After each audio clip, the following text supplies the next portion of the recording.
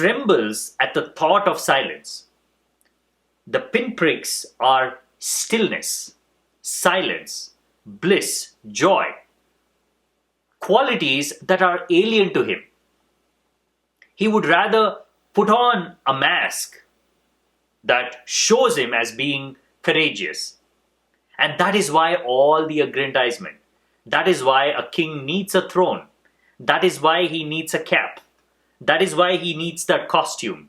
That is why he needs all those people standing around him to cheer him. Because he's trembling inside. He's a small baby. He's a child. And that is why the Pope needs all the support. If you were to meet the Pope on a regular day, maybe in a park, jogging next to him, if you were to ask him, tell me something about you, you would not even be able to recognize that man as a Pope. Even he would not be able to recognize him as a Pope. Unless he's in that costume, unless he is in that facade, he doesn't even know who he is. So he needs all that. That is his identity. Mind needs all the support it can get because it is not real. It is living in the world of ideas. It is living in the world of words.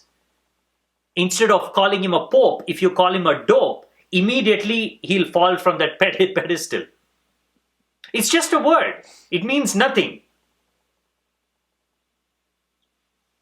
If you were to address him any differently, for whatever reason, if you don't give him that respect in a way that he deserves,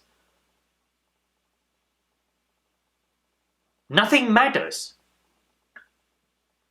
Because it's all a show. It's all a game. And religion is a show. Religion is a game. It is organized by the mind. It is meticulously planned and structured for a certain purpose. It has nothing to do with existence. It has nothing to do with truth.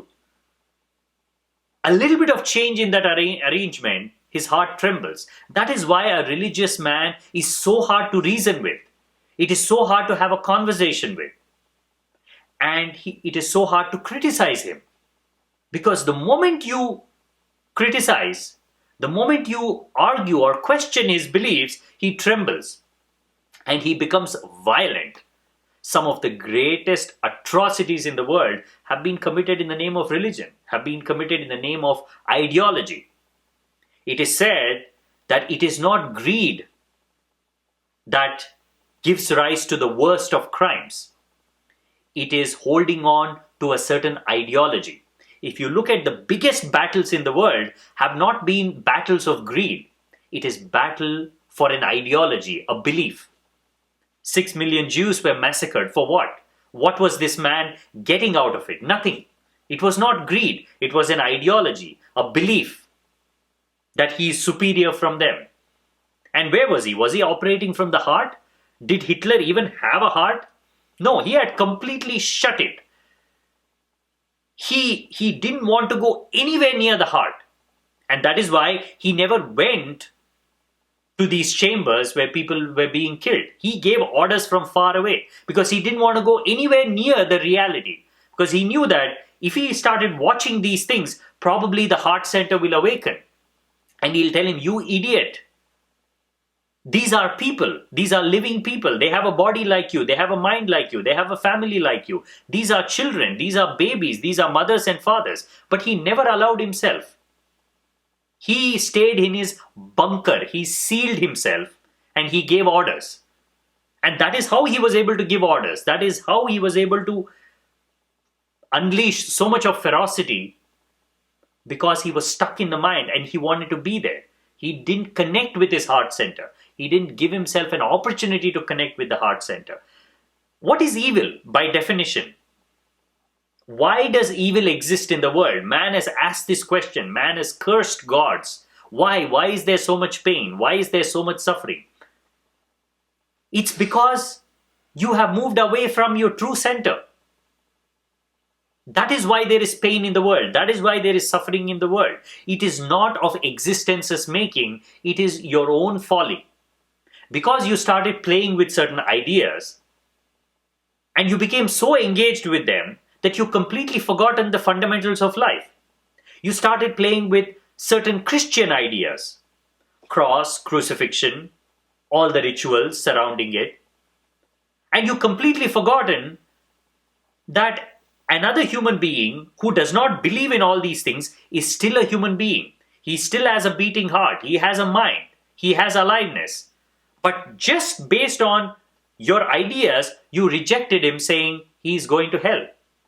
You made an arbitrary separation between you and them, and the separation is arbitrary. The separation is purely imagined. Where is a Christian? Where is a Hindu? Where is a Mohammedan?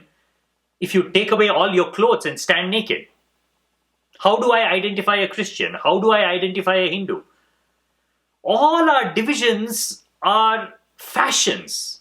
It's just a fashion statement. I am fashionably Christian. I am fashionably Hindu. Deep down, we're all the same. And moving from the mind center to the heart center is a great journey. Is a journey from all the nonsense that we've been dealing with. It is the journey from chaos, confusion, manipulation, hatred. It is the journey towards love. It is the journey towards silence, journey towards stillness. And only an individual can undertake this journey. Community as a whole, society as a whole cannot take this journey because collectivity also belongs to the mind. Only the heart is individual. Everything collective belongs to the mind. So you cannot start from the collective. You cannot be a part of a community. You cannot be a part of a group and say, I'm going to turn this whole group into loving community. People have tried and they failed. Lot of people, good intentioned people, they wanted to transform the society. They wanted to change the way their communities function. They tried and they failed. Why? Because they were still operating from the mind center, desiring to change another person. A group of people, a community also comes from the mind. Desire to change yourself, desire to connect with yourself, desire to look within comes from the heart.